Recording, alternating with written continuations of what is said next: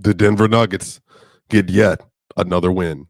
9 straight, and your Denver Nuggets are officially the second seed in the Western Conference. Yet another year, again, where the Nuggets hovering around the 4th or 5th seed, but they take care of business right around this time of year like they usually do.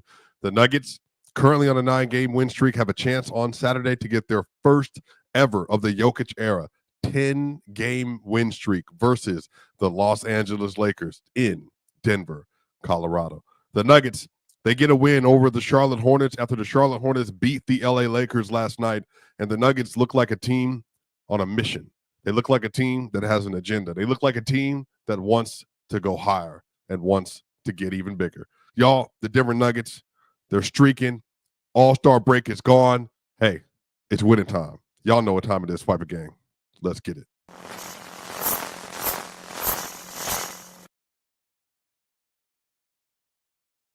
The Denver Nuggets get a win versus the Charlotte Hornets, 129-115, and a very, very good win for your Denver Nuggets. The Denver Nuggets have a 128 offensive rating today. They give back a 113.7 defensive rating today. They take care of business. They do their job. The Nuggets were 22 of 34 from inside the paint tonight. The Nuggets shot only 8 of 21 from mid-range, but they were 19 of 41 from the three-point line, and their three-point shooting came from especially 2 people, Nikola Jokic and Jamal Murray. Nikola Jokic today, 29 points, 17 rebounds with 9 assists, 1 steal, and 1 block.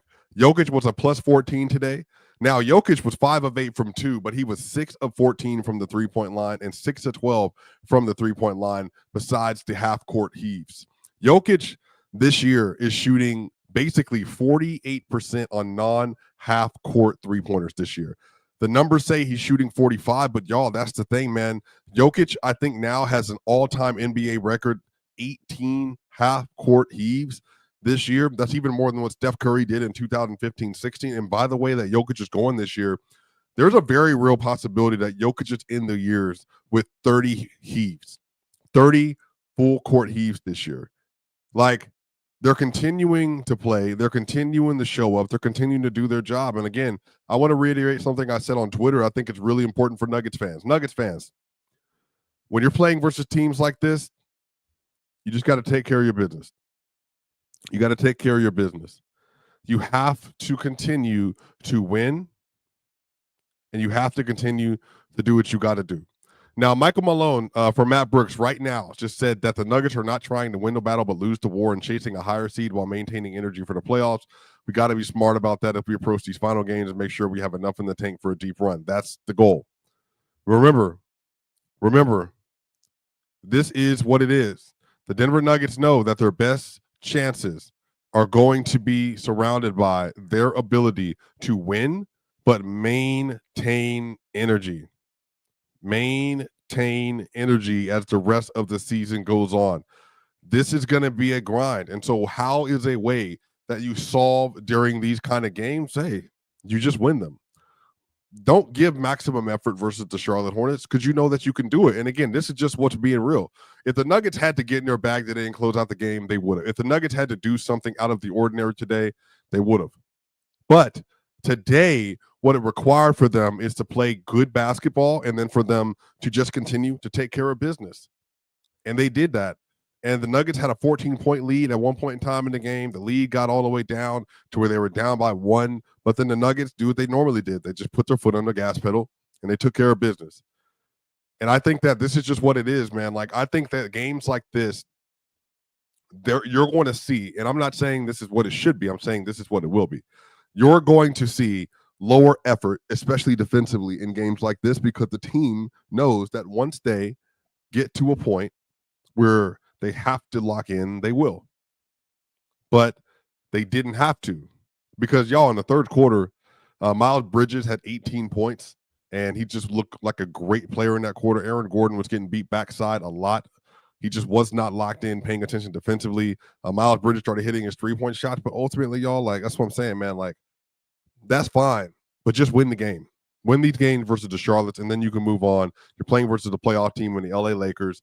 Take care of that game. Bring more energy that game. Your schedule is going to get tougher. So bring energy when you need to bring it.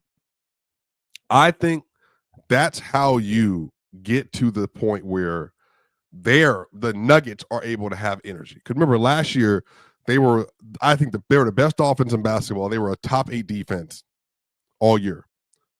But when they got to the playoff, 57 wins, the way they had played, they ran out of energy because they just did too much. And I think in this year, you don't want to do that. What you want to do is you want to win, take care of business, but don't be burnt out. And I think this team doesn't have the defensive ceiling for it to just be able to coast and be a very good defense. When they play really good defense, they have to give maximum effort. And they've been a good defense since January 1st for the most part. But the issue is they can't do that every night. But what they can do with ease is score. And based on where the roster is right now and where their best defender, Aaron Gordon's not even playing his best defense right now. And until he gets there, the Nuggets are going to suffer because of that. So I just think that's just what it is, man. Like, they have to just be okay with what this is right now. Jamal Murray, yet another spectacular game. 34 points for Jamal Murray. He has 4 assists tonight, 1 rebound, 2 blocks. Jamal, 7 of 10 from the three-point line, 12 of 18 from the field. He shot 67% from the field, 70% from the free three-point line, and 75% from the free throw line. He continues to have an absolutely great run since December 1st. Since December 1st of last year, Jamal Murray's averaging 22.6 points per game, 6 assists, 3.7 rebounds, and he's also averaging 1.4 steals a game, a half a block a game. He's shooting 50% from the field, 41% from 3, and 91% from the free throw line. You heard that right. 50% from the field, 41% from 3, and 91% from the free throw line since December 1st. So basically, since he's gotten into real shape and he's felt good, he's been an all-star level player. But this is kind of what happens with Murray. We all knew that he tends to start the year off bad. Unfortunately, all of us were hoping that he would not start like that this year, but he did. But since that point, he's been really good. And like even that stretch in here, like I said, 3 weeks ago, where he wasn't making his 3-point shots. So he's just been nailing it. Like I think there's an argument where Jamal Murray is the best drop coverage killer in the NBA because he has one of the best playoff resumes versus drop defense in the modern NBA history. And today, every time they went under a screen, he killed them. Every single time. Every single time they didn't extend out to him on a 3-point shot, he killed him. Every single time they played over the top of the screen and they trailed him backside, he killed him. That's what he does. So just a great game for Jamal Murray all the way around. Continues to play really well. Christian Brown tonight, just 10 points, 4-9 from the field, 4 of 7 from 2 today. He was a plus 23 in this minutes, game high. Played really good defense he did tonight. Aaron Gordon had 18 points, 7 rebounds, and 2 assists. He was 8 of 13 from the field, 1 of 2 from 3, 1 of 2 from the free throw line. He was a plus 8 in this minutes. Again, defense wasn't great, but he was scoring really well. Michael Porter Jr., just 2 of 11, 6 points, 11 rebounds, and 3 assists. Love the rebounds. He was 2 of 2 from the free throw line, 0 of 3 from 3. Michael Porter was playing amazing before the All-Star break. So I really don't chalk this up to anything other than he's out of rhythm right now, coming after All-Star, but good Lakers matchup for him coming up. And then Russell Westbrook, first game back, 8 points. He was a plus 17 off the bench. Has 7 assists, 3 rebounds for Russ, 3 of 10 from the field, 1 of 4 from 3. Again, he did have 5 turnovers today. So again, that's too many turnovers for your 6th man. Don't want to do that. He led the team in turnovers. There's a lot of costly passes that he throws in. When Russ plays under control, the team is really good. Russ also, like some of those missed baskets he had, counted as turnovers because he would run all the way to the rim and then fall down on missed layups, and then it was a run out. So those things don't count as turnovers, but when you do that because of the way you play, which is going reckless towards the basket, and you miss it, then the other team is running 4 and 5 situations. Julian Strawther, man, 16 points off the bench, plus 15. 5 of 10 from the field, 4 of 7 from 3, 2 of 2 from the free throw line, 4 rebounds, and 2 assists for Julian. Just a great game for Julian. He continues to show he's a guy you can trust in the rotation. Now, his defense wasn't good. He was getting beat a lot tonight to the basket, off the ball. Like, there's stuff he still needs to improve on as a defender. Like, that's not even a question. But you just love the fact that he's still able on the other end to turn it out and to give you a great offensive performance in 22 minutes. 16 points, 22 minutes. It's really good. Zeke Naji, +6 today, y'all. 4 points for Zeke, 3 rebounds, had 1 steal, but had some really good defensive possessions, got some really important rebounds, 2 of 3 from the field, 0 of 1 from 3. But he was he should have been 1 of 2 from 3, but he had his toe on the line. 15 minutes for Zeke Naji. You know, Adam Mata said that Zeke Naji gives the Denver Nuggets a real legit 9-man rotation, and I completely agree. Completely agree. DeAndre Jordan tonight, really good minutes, 4 points, 7 rebounds for DJ. 2 of 2 from the field. DJ's minutes were important today, even though he was just a net zero, net even. That's great. He was honestly really good tonight. Like, his rebounding helped the Nuggets to extend their lead from 3 all the way to 9 and all the way to 11 before Joker came back in the game in the fourth quarter. So really good minutes from him. All in all tonight, the Denver Nuggets, they get a win. The Nuggets shot 50% from the field and 44% from 3 and 75% from the free throw line. Just 15 fast break points for them. Charlotte had 15 as well. Just 17 second chance points, 15 for Charlotte. Just 52 points in the paint and 52 for Charlotte tonight. So, again, the Nuggets shot a lot of three-pointers, 41 three-pointers tonight. And then on top of that, y'all, the Nuggets had the longest run was a 10-0 run. They had a 14-point lead. They ended the game with a 14-point lead. The Charlotte Hornets had a 5-point lead to start the game off. I think it was 2-7 as the start of the first quarter. So that's where that came through for them. But y'all, the Denver Nuggets, man, they get their 9th straight win, and they continue to move up in the Western Conference standings. Mr. Exquisite Nuggets, shout out. Thank you for the super chat. You think we can catch the 1 seed if we stay hot, Swipa? No, nor should they want to. I do think that would be too much effort wise. There's just no point in doing that, because then what are you doing that for, right? Like, if you gun for it, you're using all of your best effort in the regular season this close to the playoffs. You know, I think if anything, you secure the 2 seed. You know, if you get a little bit of a lead late in the season, you take care of your business. You got a 3-game lead with a week and a half to go, then you can sit everybody. That's more so what I'll be trying to do. Like, I would literally try to get to the end of the year, have a 3-game lead, and if there's 3 games left in the year mathematically and the other team is out of it, then don't even go for it. Or even if you do have a 3-game lead and they could get the 3 seed, then whatever.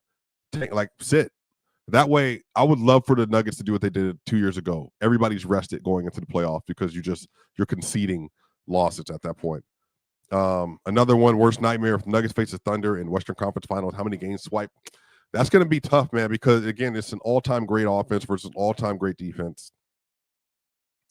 I would probably, at this point, I'm still leaning the Nuggets in that series. I do think the Nuggets have very specific matchup advantages. Now, but the other part about this is that the Thunder, because of how they're built, they can easily be a 4-2 series in the direction of the Thunder if the Nuggets aren't taking care of business and if they're turning the ball over too much. But if the Denver Nuggets are taking care of the basketball, they're not conceding a lot of full court transition points for the Thunder. They make the Thunder offense play in the half court, and the Nuggets are executing at a high level like they normally do. And Jokic and Murray and Gordon and Porter and Brown and Russ and everybody's there, and Watson's there, Strother's there. Zeke can have to play a couple minutes in that series. Then yeah, I think the Nuggets can beat them and go to the finals, because they're going to have the best player in the series. I think Jamal Murray can be the 3rd best player in that series. That really is just going to depend on how, like, his shot making is going versus Lou Dort, Alex Caruso, SGA, Cason Wallace, J-Dub, Wiggins.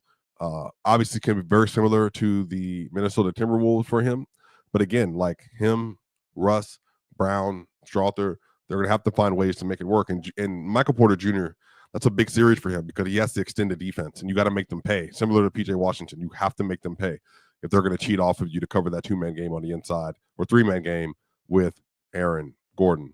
Y'all, but that's going to do it, y'all. The Denver Nuggets, 9 straight wins. 9 straight wins, 37-19. Can the Denver Nuggets continue to win and get to 10 on Saturday? Swipe again. Y'all know what time it is. Y'all know my folk. Just got back from All-Star Weekend not too long ago, so I'm so glad to be back here with y'all. Y'all know what time it is, gang. See y'all on the other side.